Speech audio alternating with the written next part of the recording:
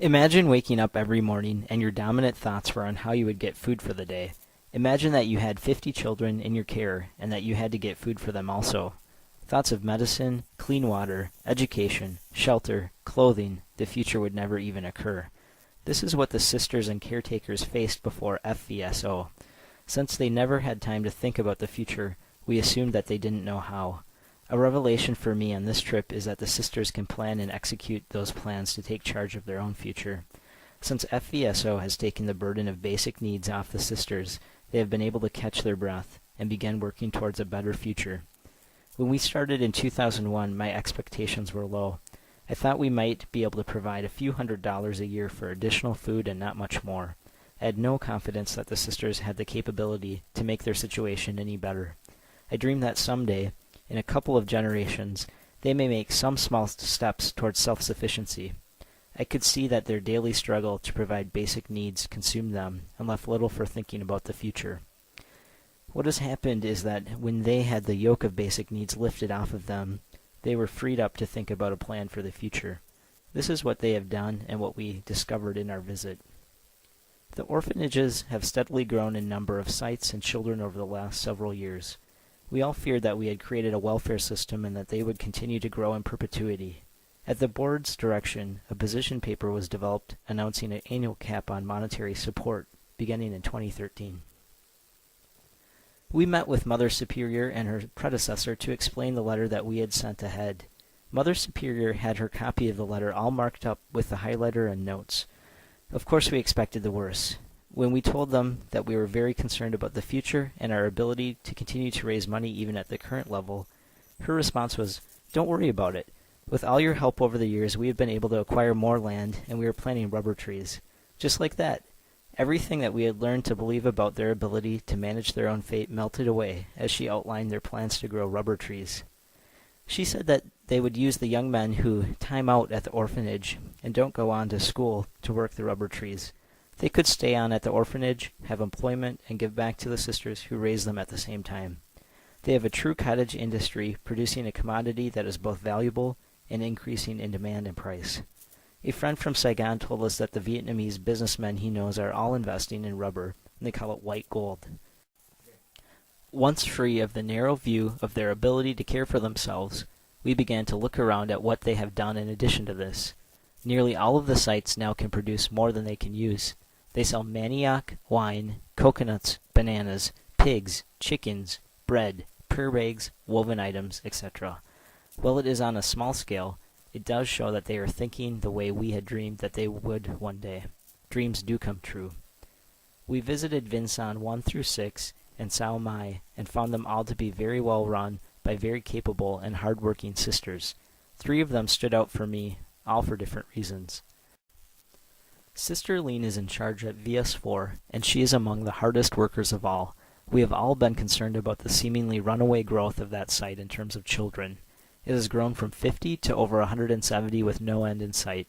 We thought the children were being sent to the orphanage by their families, and that the children there were being underserved because there were so many of them.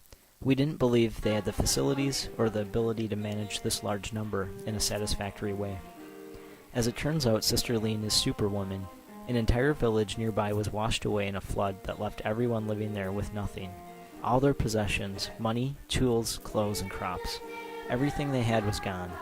Sister took in 35 little kids as their parents try to get their lives back together. The children are still at the orphanage and will be for a year or 2 more. Sister didn't tell us or ask for help. Somehow she provided for them on her own. There are several new structures there that we had no part in building.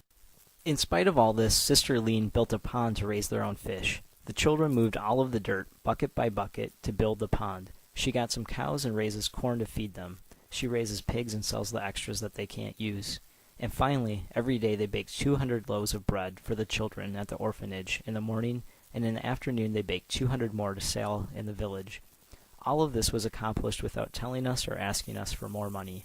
More evidence that they are willing and capable to care for themselves with just a little help from us. We had never been to VS6, and we were excited to see it. It is more remote and more primitive, as you would expect, but it is full of hope and promise.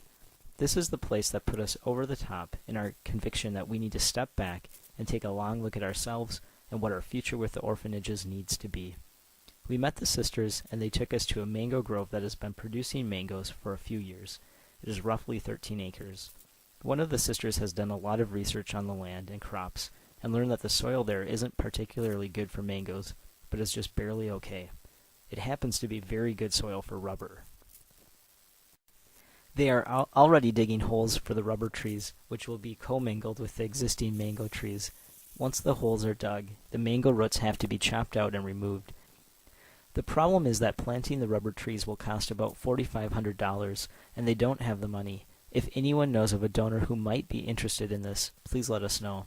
The final pleasant surprise was Sister Keat at Sao Mai. She is 81 years old and retiring next year.